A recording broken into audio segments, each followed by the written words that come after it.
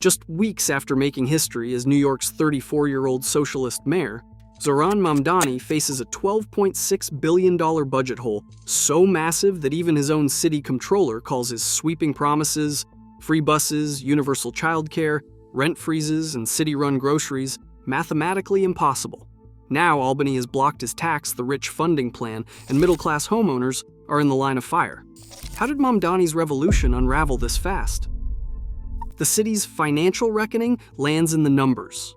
According to the latest report from Comptroller Mark Levine, New York faces a budget gap of $2.2 billion for the coming fiscal year. That alone would be daunting, but the following year, the shortfall balloons to $10.4 billion. Together, the projected deficit stands at $12.6 billion over just 2 years, an amount that dwarfs even the most ambitious revenue plans floated during the campaign. These figures do not come from partisan rivals or outside critics. They are drawn directly from the city's own Financial Oversight Office, delivered in a public briefing that left little room for optimism. The breakdown points to chronic underbudgeting in essential services, rental assistance, shelter operations, cash aid, and special education. For fiscal year 2026, the city budgeted $860 million for cash assistance, but current projections show the actual need is closer to $1.7 billion. Shelter costs are running at least $500 million over budget, with similar overruns in other categories. The Adams administration, which left office just weeks ago, had relied on one-time fixes and reserves to mask these gaps. Now those stopgaps are gone, and the full scale of the problem is impossible to ignore. The $2.2 billion deficit for the first year is only the beginning. By the second year, the city faces a $10 billion hole, driven by rising costs and recurring obligations that were never fully accounted for. These are not hypothetical numbers or worst-case scenarios. They are the city's own projections confirmed by multiple fiscal watchdogs. The challenge is not just large, it is immediate, and it sets the boundaries for every policy debate that will follow. New York City's power to reshape its own tax system stops at the Hudson. The city can set property tax rates and some local sales taxes, but when it comes to raising income or corporate taxes, the very levers Mayor Zoran Mamdani built his agenda on, state law draws a hard line. The New York State Constitution, Article 9, makes clear that only Albany holds the authority to create or change these taxes. For decades, this framework has kept the city from acting on its own, no matter how urgent the need or how popular the proposal. Mamdani's plan called for a 2% surcharge on incomes over $1 million and a corporate tax rate increase to 11.5%. These were not just campaign slogans, they were the mathematical backbone of his budget, projected to bring in billions. But to enact them, the city council must first pass a home rule message and send it to Albany. The state legislature would need to approve, and finally the governor must sign off. Without all three, the city's tax code remains frozen in place. Governor Kathy Hochul, facing her own political pressures, has made clear in her budget statements that new income taxes are off the table. Even with a supermajority of city lawmakers in favor, the final decision rests with upstate legislators and a governor who worries about driving jobs and high earners out of New York. Every year, city leaders submit tax proposals to Albany, and most never make it past the committee room.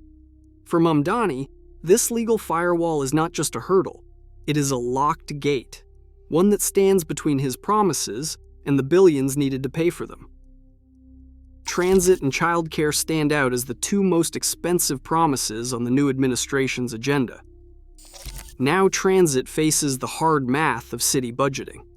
According to the Independent Budget Office, eliminating fares across the entire bus network would cost at least $652 million every year, a staggering cost for a single program. The price tag is not just theoretical. A recent pilot on 5 routes, rolled out before the election, cost the city $12 million in only 9 months. Evidence that scaling up would likely push the annual cost even higher, perhaps more than $700 million a year. For a system already struggling with deferred maintenance and rising labor costs, the loss of farebox revenue would have to be made up elsewhere, either through new funding or cuts to other transit priorities. Universal childcare, the centerpiece of the campaign carries an even larger financial commitment. The proposal covers every child from 6 weeks to 5 years old, offering free care and raising wages for childcare workers in line with public school teachers who now average nearly $100,000 a year in New York City. Internal campaign estimates put the yearly cost at $6 billion, enough to rival the city's entire police or fire department budgets. Childcare providers have warned that without a phased rollout or new revenue streams, the system could buckle under the weight of new demand and higher payrolls.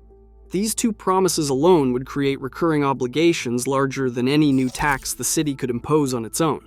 For now, they remain blueprints on paper, waiting for the funding that the city's current budget simply cannot provide.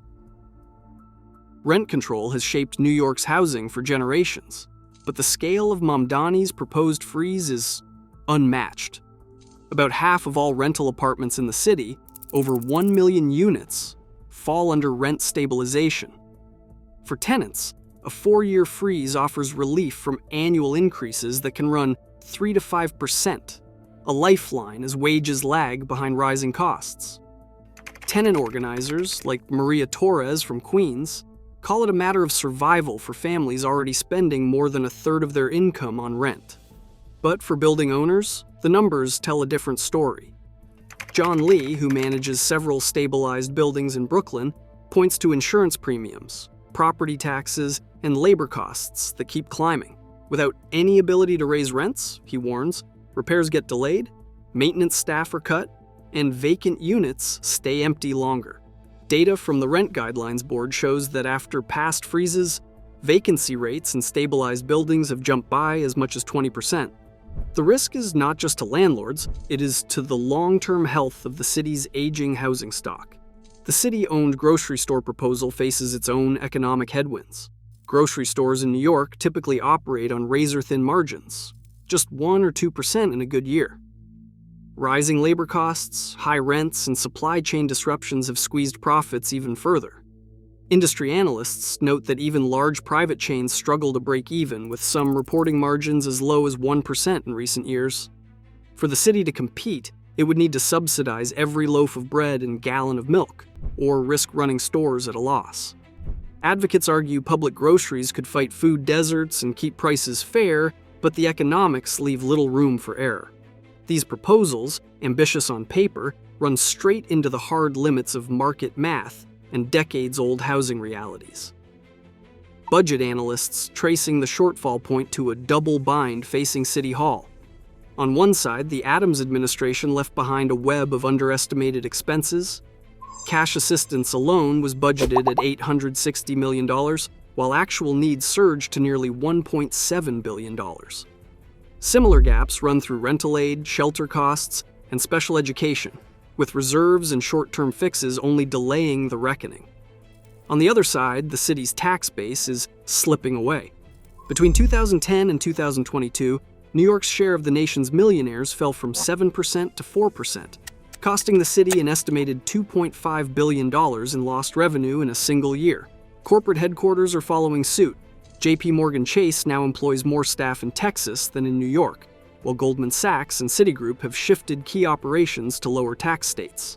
The city faces mounting obligations just as its most reliable taxpayers and employers are quietly leaving.